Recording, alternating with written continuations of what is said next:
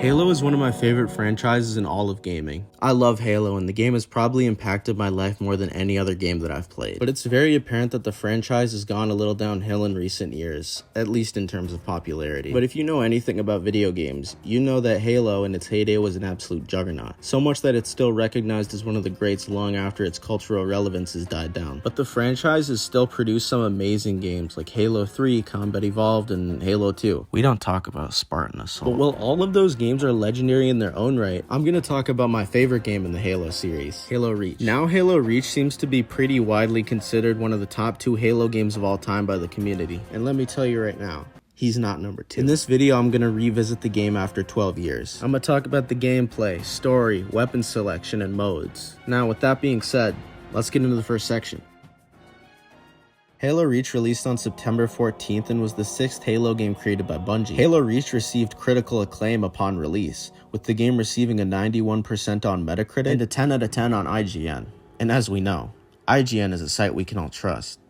Oh no. Endless gauntlet and contend with As I every got killed things from thrown at you behind so for far the umpteenth time. simultaneously. Even as I was proud. The game was beautiful and exceeded expectations in almost every aspect, improving on the Halo formula set by games like Halo 3. The multiplayer added multiple new maps and features to the game, as well as captivating modes like Firefight and Big Team Battle. The character customization was rich, with content and quality cosmetics allowing the player to customize almost every part of the armor. I wish they still had that today. And the gameplay itself was very refreshing, setting it apart from other games at the time like Call of Duty and Battlefield. Each gun felt unique and fairly balanced. But let's put that all aside for now and talk about what this game is known for. Its story. Halo Reach's story keeps the player invested as they follow a team of Spartans in their mission to win back the planet Reach from the Covenant. Each of the main characters has an interesting and memorable personality. To this day, I can name off all the main characters in the game. It's just kind of ingrained in my mind. The game also had a very large cultural impact, boosting the already well-known Halo franchise.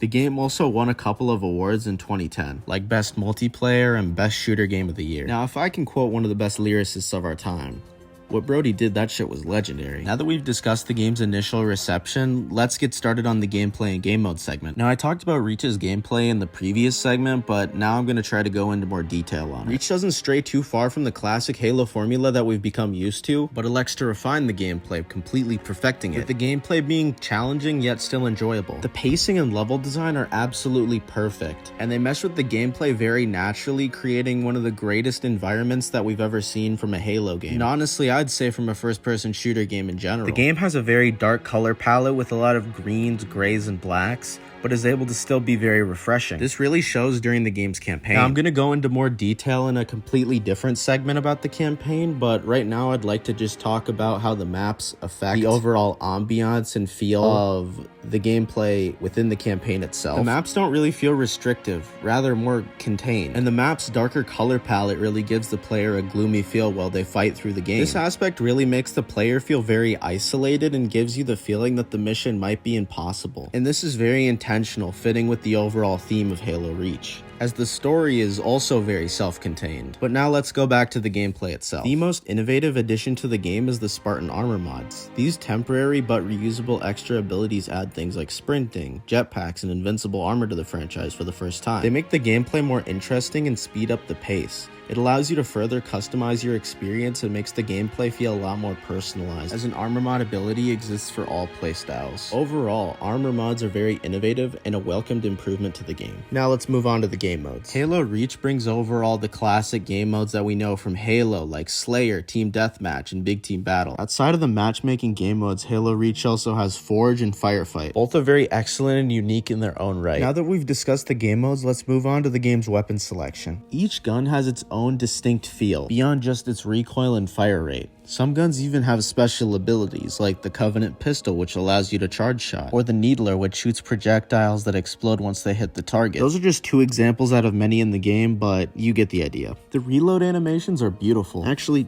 all the first-person animations in general are just awesome in this game. I mean, just look at this. Look at it. Please subscribe. The game takes place in the year 2552 on the planet Reach. You play as a skilled yet mysterious warrior named Noble Six. Not much is known about Noble Six as his file is almost completely redacted, but he seems to have a reputation as sort of a lone wolf type of guy. I've seen your file, even the parts the Oni sensors didn't want me to. I'm glad to have your skill set. but we're a team. That lone wolf stuff stays behind. Halo Reach kind of serves as a prequel as it takes place a couple years before the first game, Halo Combat Evolved. The game begins as we learn that Six has just been assigned to Noble Team, a powerful group of Spartans that defend Reach from attackers. Noble Team consists of Carter, a Spartan with blue armor who serves as the group's leader, Kat, the second in command who's very tech savvy and hot, George, the heavy weapons specialist who's probably the most compassionate in the group, June, who serves as the group's sniper, and of course, last but not least, Emil. In all seriousness though, he probably does have the best design out of any character in this game. Initially, Six is unwelcomed by Noble Team. Not gonna lie to you, Lieutenant. You're stepping into some shoes the rest of the squad would rather leave unfilled. The group makes their way to a communications center on Reach that has recently gone dark. They expect insurgents to be involved but are completely caught off guard when they figure out that it was the Covenant, a dangerous, technologically advanced group of aliens. Noble Team informs the higher-ups of the Covenant's attack and prepares for a full-on invasion. After the mission, we're shown a cutscene that gives us more insight into the character dynamics within the Noble Team, as George attempts to comfort a girl who just lost her father in the Covenant attack. Noble Team is sent out on another mission when they learn that the Covenant have attacked a location known as Sword Base. Sword Base is an extremely important location, so it is crucial that Noble Team is able to stop the Covenant from invading. Parts of Sword Base are also used in multiplayer and firefight maps, and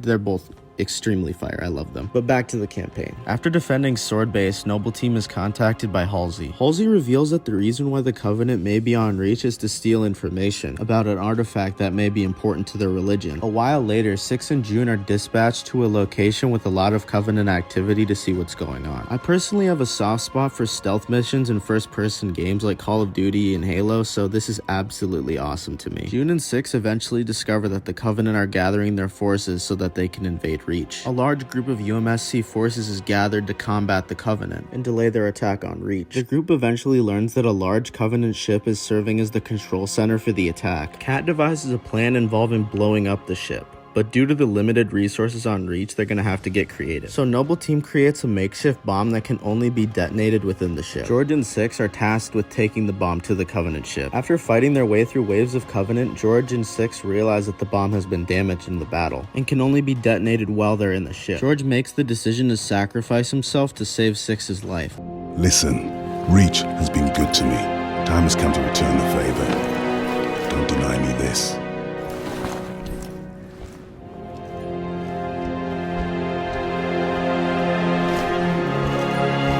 Tell him to make it count.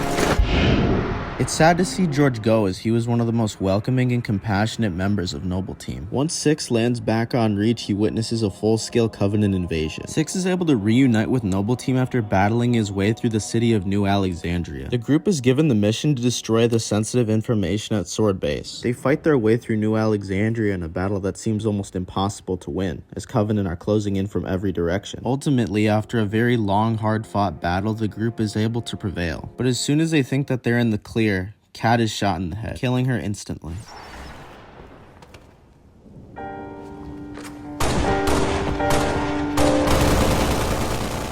This is definitely the most abrupt and shocking death in the game, catching everyone off guard, and really sets the tone for what's about to come. Noble Team is no longer fighting a fair fight, they're losing soldiers, but the group has little time to grieve as they're contacted by Halsey. An ancient artifact has been discovered on Reach that might have the answers on how to defeat the Covenant. The team plans to extract the data to take it off-world and then blow up the relic. June is tasked with escorting Halsey off-world. This is June's departure from the story, as he'll never return to Reach from this point on. Meanwhile, Emil, Carter, and Six take the information. On their way to the drop-off location, the group is overwhelmed by Covenant forces. Emil and Six barely escape with their lives after Carter sacrifices himself when realizing he's been fatally wounded. The group is able to get the information to the drop-off and pass it on to the UMSC military, but the Covenant are extremely persistent as they stage another attack. Emil and Six stay behind to defend Reach, ultimately sacrificing themselves. Now here's where we get to the absolutely masterful final mission of the game. Emil has been killed and Six is given only one mission: survive. Six single-handedly fights against waves and waves of Covenant, but no matter how hard he fights, the result will always be the same: his death. The game ends with a shot of Six's destroyed helmet on a newly restored Reach. It's really sad to see them go, but ultimately, Noble Team's sacrifice was for the greater good, as 30 years later, Reach is now flourishing. An amazing ending to an amazing game. But you belong to Reach. Your body, your armor, all burned and turned to glass. Everything. accept your courage. That you gave to us. And with it, we can rebuild. Reach's campaign is short and sweet, or I guess more fittingly short and sour. Halo Reach is a very contained story with almost all of it taking place on one planet, yet it still manages to be very emotionally impactful, and gives us just enough time with Mobile Team to realize the extent of their sacrifice. Even though we spend a relatively short period of time with the characters, we're able to bond with them through shared experiences. The campaign is amazing and deserves its credit. Reach succeeds in every aspect, its gameplay, its campaign, its multiplayer. After looking back on Reach, I think it's pretty safe to say that this is the best Halo game. It still holds up to this day and was absolutely revolutionary when it released. The music cranks too. 10 out of 10. Perfect. I've been really excited to make this video as Reach is probably one of my favorite games of all time. Like I said earlier, it's impacted my life. It just sucks that I wasn't able to go back and play the multiplayer as the servers are now offline, but whatever, at least I got to enjoy the campaign. And I also kind of just wanted to take this time to say thank you to you all. My last two videos have done extremely well, and I started this video with a little under 200 subscribers, and now I'm at 236. You guys are awesome. Thank you for supporting me. I really do appreciate it. And I hope you enjoyed this video, because I really do put a lot of effort into my content, and it's great to see that so many people enjoy it. Thank you so much. But with that being said, I'm gonna go play some Halo Reach. Bye. Thanks, Evan.